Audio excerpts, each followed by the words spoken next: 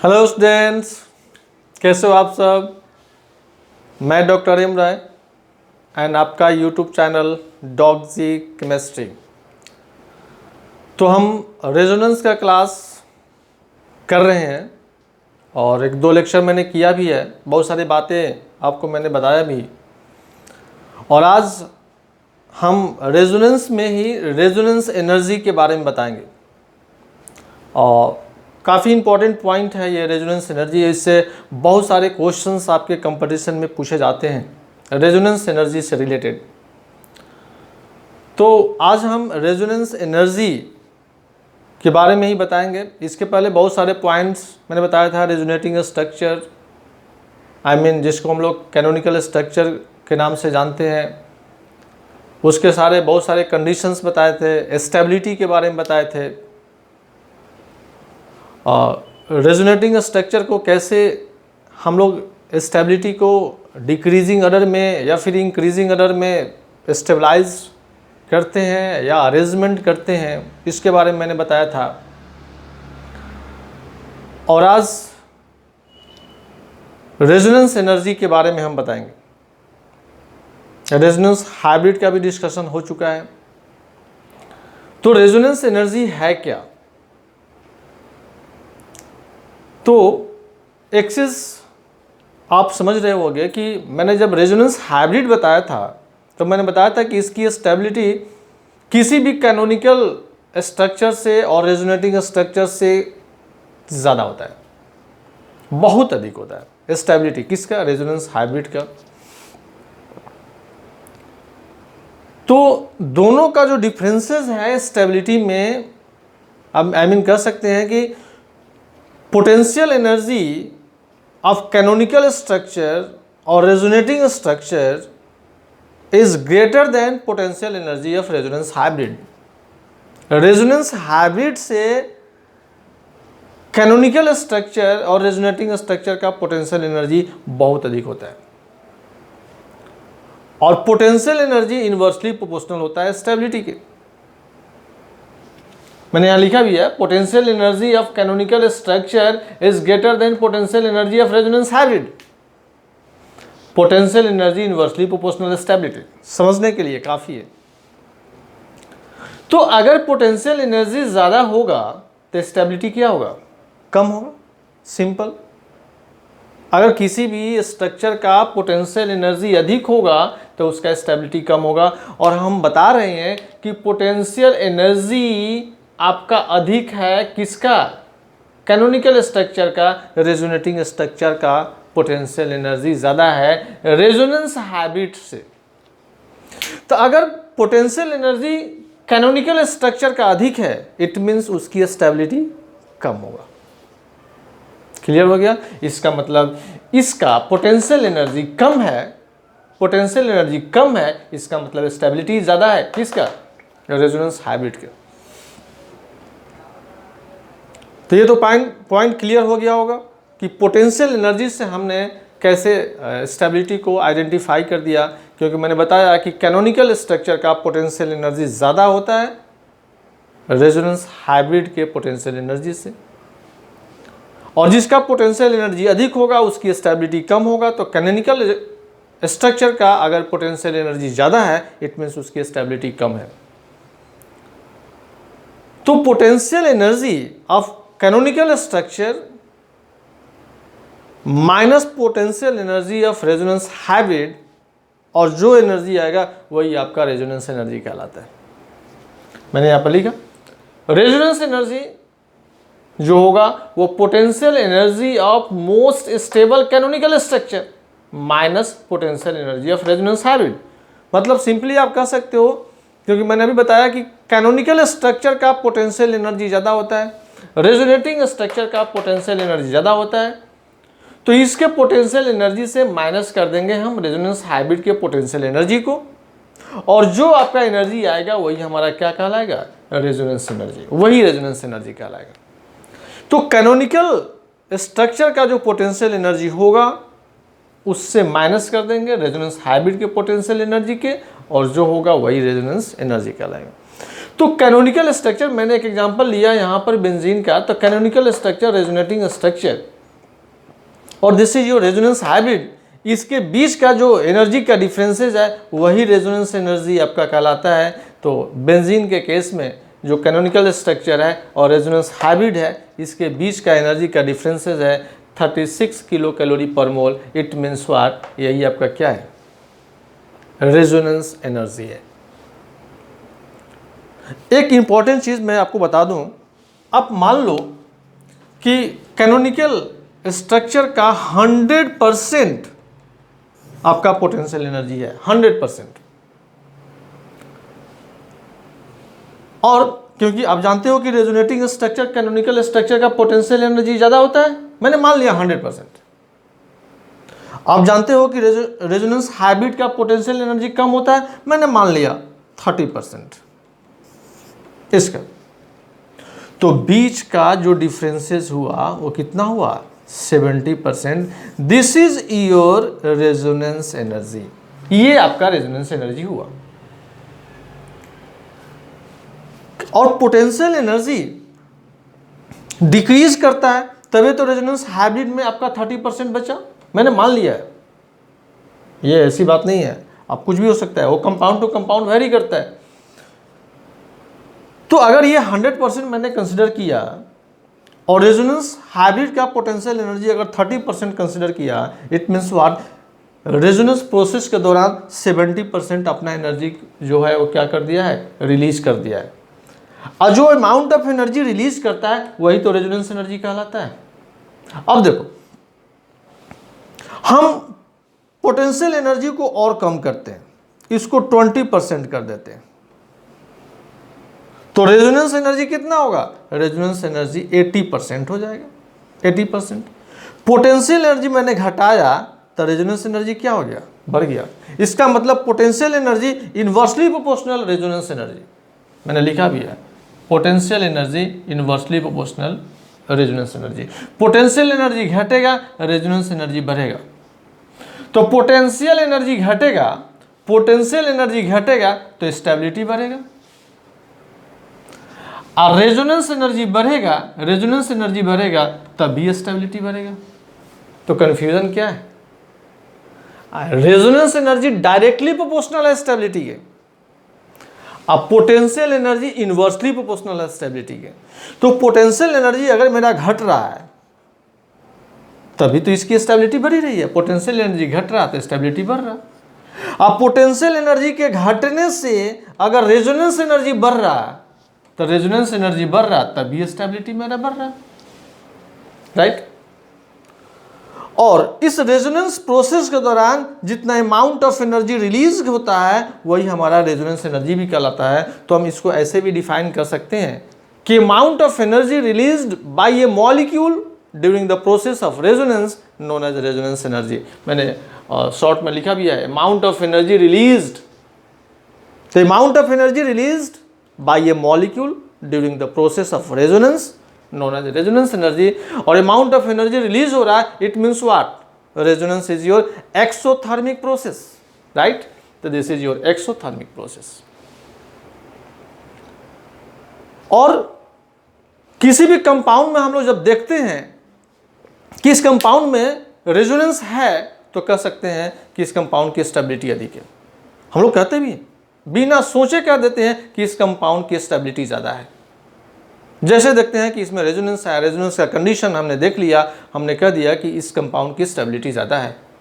तो आखिर ऐसा क्यों, क्योंकि रेजोनेंस जब उसमें अवेलेबल होता है किसी पार्टिकुलर मॉलिक्यूल में तो रेजोनेंस जो है उस मॉलिक्यूल के पोटेंशियल एनर्जी को डिक्रीज करता है और स्टेबिलिटी को इंक्रीज करता है।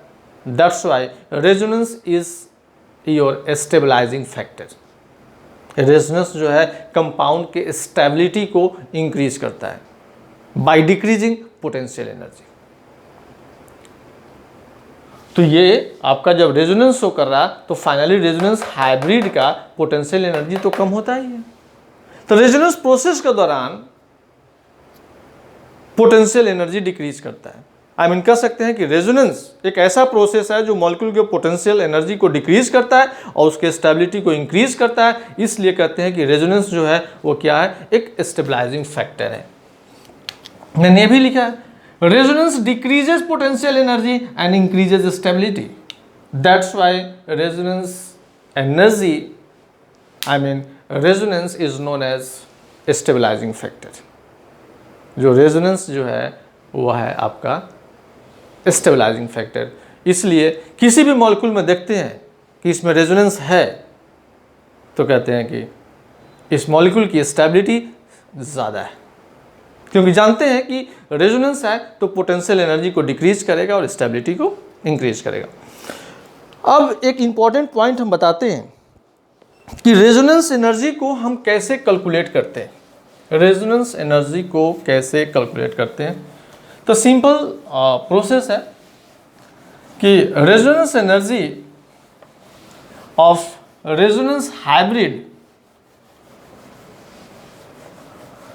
is the difference between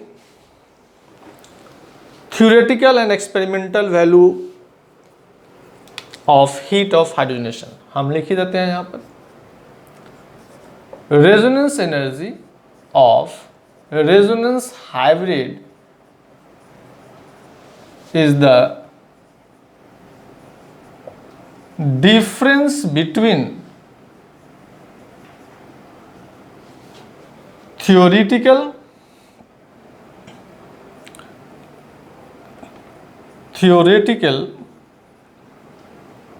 and experimental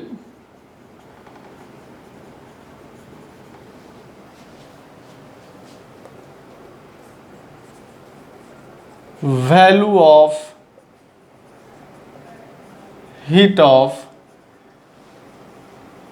hydrogenation of the compound।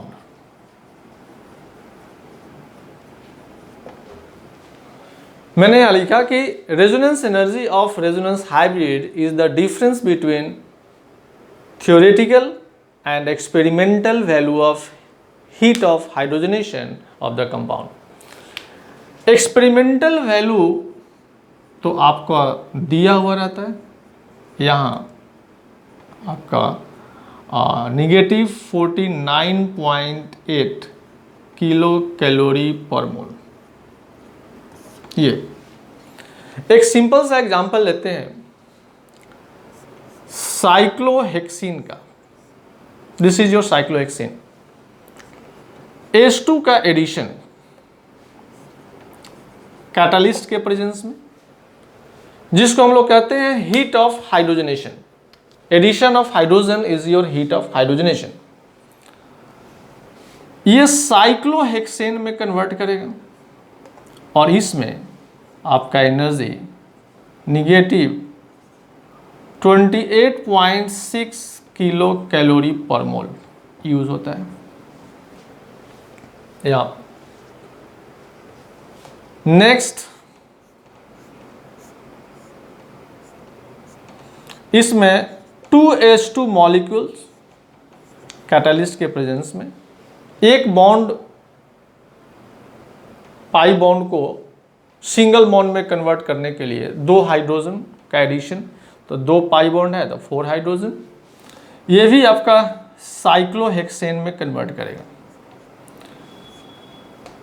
तो एक बॉन्ड को, पाई बॉन्ड को सिंगल बॉन्ड में कन्वर्ट करने के लिए, मतलब हीट ऑफ हाइड्रोजनेशन के दौरान आपका 28.6 किलो कैलोरी, तो 2 पाई बॉन्ड के लिए 2 से हम लोग मल्टीप्लाई कर लें, किलो कैलोरी पर मोल ये।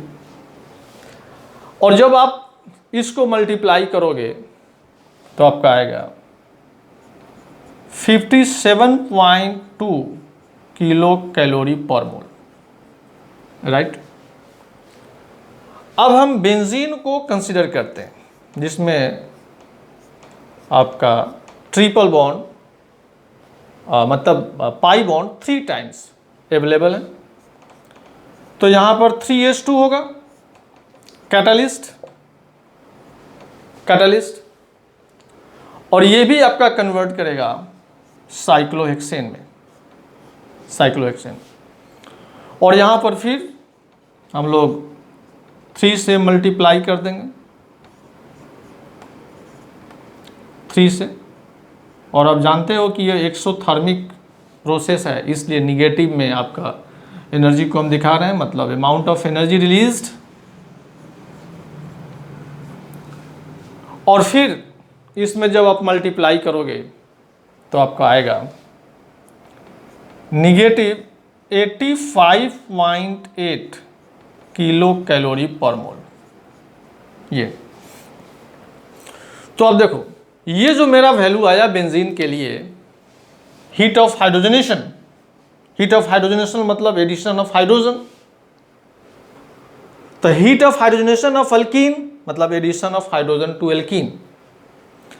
तो बेंजीन के केस में हीट ऑफ हाइड्रोजनेशन आपका negative 85.8 kilo calorie per mole, जो कि कैलकुलेटेड है, ये कैलकुलेटेड जो मैंने अभी कैलकुलेट किया, और एक्सपेरिमेंटल यहां पर है, एक्सपेरिमेंटल। तो मैंने क्या लिखा है यहां पर कि resonance energy of resonance hybrid is the difference between theoretical and experimental value of heat of hydrogenation. The resonance energy is the difference between heat of hydrogenation of calculated minus heat of hydrogenation experimental.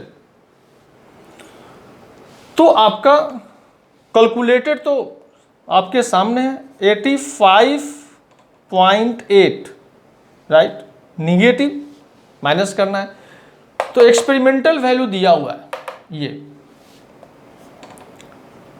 Negative 49.8, right. अब ये होगा 85.8 plus 49.8, it means value आपका negative में आएगा, और आपको पता है -36 kilo calorie, -36 kilo calorie per मोल, यही हो, ये हो। तो ये आपका आया रेजोनेंस एनर्जी, जो बेंजीन के केस में मैंने बताया भी था कि resonance energy 36 kilo calorie per मोल होता है। लेकिन amount of energy released by a molecule during the process of resonance, इसलिए एक्सोथर्मिक प्रोसेस होता है, इसलिए निगेटिव में हम लोग इसको इंडिकेट करते हैं 36 किलो कैलोरी पर मोल। तो ये आपका रहा रेजोनेंस एनर्जी, जो कि मैंने रेजोनेंस एनर्जी को बताया भी, और उसको एक एग्जाम्पल से मैंने यहाँ पर एक्सप्लेन भी कर दिया कि कैसे आप इसको कैलकुलेट करते हो। तो अब इस रेजोनेंस में एक ही पोर्शन रह गया है, इफेक्ट, जिसको हम लोग मेसोमेरिक इफेक्ट या फिर रेजोनेंस इफेक्ट भी कह सकते हो। आई मीन रेजोनेंस प्रोसेस के दौरान जो इफेक्ट प्रोड्यूस होता है, उसी इफेक्ट को हम लोग मेसोमेरिक इफेक्ट या फिर रेजोनेंस इफेक्ट भी कहते हैं, जिसमें हम लोग दो पार्ट में उसको डिवाइड करेंगे, plus M minus M, I mean plus R minus R के रूप में। तो इसको हम लोग डिटेल्स में स्टडी करेंगे नेक्स्ट लेक्चर में। आई थिंक लेक्चर में आपका रेजोनेंस ओवरऑल कंप्लीट हो जाना चाहिए, और उसके बाद क्वेश्चन हम लोग देखेंगे रेजोनेंस से रिलेटेड। तो आप स्टार्टिंग से रेजोनेंस के टॉपिक को बार बार रिपीट कर लोगे कि जब हम लोग क्वेश्चन पर डिस्कशन करें तो समझने में कोई परेशानी नहीं हो।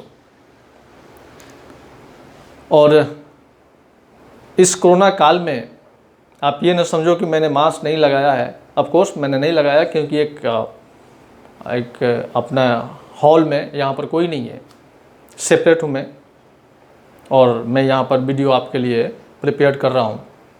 लेकिन आप जहाँ भी हो, कहीं भी हो, सतर्क रहें। ये कोरोना काफ़ी डेंजरस है, और काफ़ी कलीग हमारे जो जान पहचान के हैं अब नहीं रहे। काफ़ी अफसोस होता है जब याद आता है। तो आप लोग सेफ रहें। अगर ज़रूरत नहीं हो तो बाहर जाने की कोई ज़रूरत नहीं है, और ऐसी भी क्या ज़रूरत है जो ज़िंदगी से ज़्यादा ज़रूरत नहीं। 1-2 मंथ की बात है, उसके बाद तो इसका इफ़ेक्ट थोड़ा डिक्रीज़ करेगा, ज़रूर डिक्रीज़ करेगा। लेकिन कब डिक्रीज़ करेगा? जब हम लोग इसके चेन को तोड़ेंगे, जब हम लोग घरों से बाहर न के बराबर जाएंगे या नहीं जाएंगे, तभी ये पॉसिबल है। तो सावधान रहें, सतर्क रहें, स्टडी करते रहें। ऑनलाइन ही पॉसिबल हो तो ऑनलाइन ही करें, लेकिन करना तो है। तो चलिए, और मेरा लाइव क्लास भी स्टार्ट है। ऑनलाइन क्लास जो है, लाइव क्लास मेरा स्टार्ट है। तो अगर कोई केमिस्ट्री और टोटल केमिस्ट्री आपका स्टडी करना चाहे, 11th-12th मेडिकल इंजीनियरिंग के कोई स्टूडेंट आपके कलीग हो तो आप बता सकते हो। और ये यूट्यूब पर अपना मेरा ये चैनल आप देखते रहें, स्टडी करते रहें। कोई कन्फ्यूज़न हो तो आप कमेंट्स बॉक्स में मेंशन कर सकते हो। तो चलिए फिर मिलते हैं ब्रेक के बाद। Okay, bye, see you.